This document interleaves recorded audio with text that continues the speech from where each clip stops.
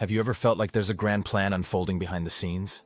A scheme so monumental, so carefully orchestrated, that it promises to change the very fabric of society? Welcome to RiotRags, and today we're diving into one of the most talked about theories surrounding global politics and economics, the Great Reset. This concept has captured imaginations worldwide, sparking debate about whether it represents a benevolent shift toward a more sustainable future, or a shadowy agenda for total control. The World Economic Forum first used the term Great Reset in 2020, framing it as a roadmap to rebuild after global crises. But for many conspiracy theorists, it symbolizes something far more ominous: an elite-driven push to remake civilization on their terms. From digital surveillance to universal basic incomes, the Great Reset stands accused of being the latest in a long line of globalist plots to centralize power. The origins of this theory gained mainstream prominence when Klaus Schwab, founder of the World Economic Forum, published an article calling for a Great Reset in the wake of the COVID-19 pandemic. He advocated for rethinking our economic and social systems, emphasizing responsible capitalism and cleaner energy. At face value, it sounds like a progressive plan to address inequalities and climate change. But critics argue there's a hidden subtext: re-engineering societies in a way that diminishes individual freedoms, expands surveillance, and places average citizens under tighter financial and social controls. Many conspiracy commentators point to official documents and public statements, claiming they're peppered with cryptic language about stakeholder capitalism and shared destiny, phrases that, they believe, mask deeper intentions to reshape personal liberties. For those alarmed by these ideas, the warnings aren't limited to theory. They reference the infiltration of climate-inspired policies in local legislatures, attempts to regulate digital currencies, and expansions of social credit systems in certain countries. A famous talking point is the so-called "you'll own nothing and be happy" concept, often linked, albeit loosely, to Great Reset narratives. Some interpret this to mean a future where personal ownership is practically obsolete, and renting or sharing is required. While the original source of that phrase is a WEF social media post that was more speculative than authoritative, its frequent repetition by critics has come to symbolize the fear of forced collectivism.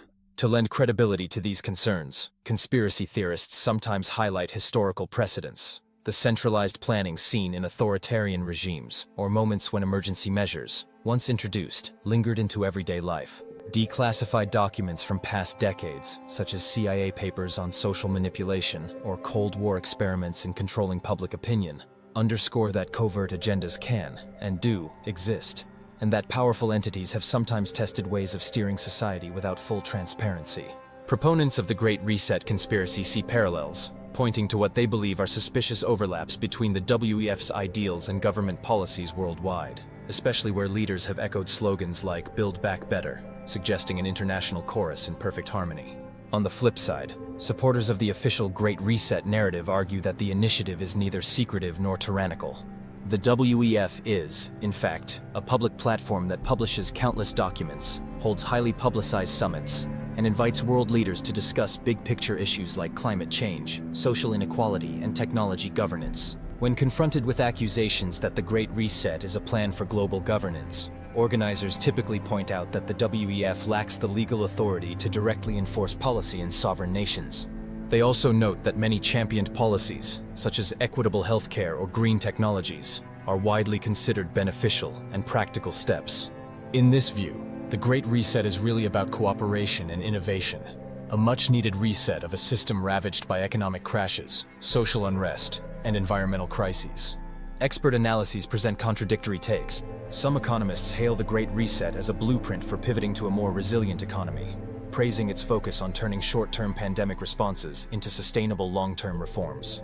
Many philanthropic organizations and renowned universities even partner with the WEF on initiatives bridging public and private sectors, viewing it as an accelerator for impactful global collaboration. Yet dissenting voices argue that such power consolidation, no matter how well-intentioned, opens doors to abuse. They question the blurring line between corporations and governments, warning that if a corporate-led forum heavily influences public policies, corporate interests could overshadow the needs of ordinary citizens. Analysts skeptical of the Great Reset ask viewers to follow the money. Who stands to benefit most financially from these sweeping changes? Diving deeper, the idea of a global conglomerate pulling strings isn't new. It can be traced through countless conspiracy theories, from the Illuminati to the New World Order. What makes the Great Reset unique is how openly it's been discussed by high-profile figures. During global summits, leaders from politics, business, and media have weighed in on how our post-pandemic world should look. If this is a genuine conversation about creating a fairer system, critics wonder why certain perspectives appear sidelined. If it's truly an agenda for tyranny, supporters of the WEF wonder why critics believe it's so openly advertised. Balancing freedoms with central planning has always been tricky, and this ongoing tension fuels conspiratorial thinking. Either you believe in the transparency of the Great Reset, or you suspect it hides more than it reveals. Notably, some prominent individuals labeled as Great Reset whistleblowers have emerged, pointing to financial data, investment patterns, or policy proposals as evidence of a big shift. They highlight coincidences, such as how many nations simultaneously began discussing digital vaccine passports or central bank digital currencies, tools some fear could lead to granular control over personal finances and movement. Government officials defending these developments usually cite convenience, public health, and streamlined commerce, dismissing rumors of nefarious tightening of the reins. But even if the convenience factor is real, the scope for misuse is undeniable if data collection or monitoring is abused.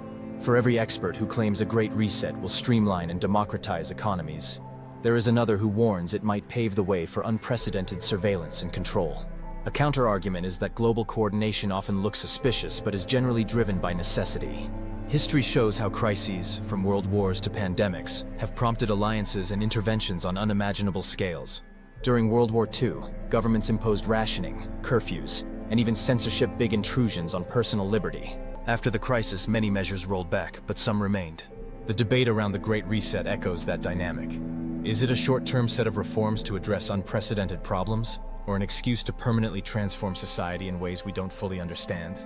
Critics and supporters alike can agree on one thing: the sheer scale of the proposed changes would shape future generations. The greatest challenge is discerning genuine social progress from potential manipulations.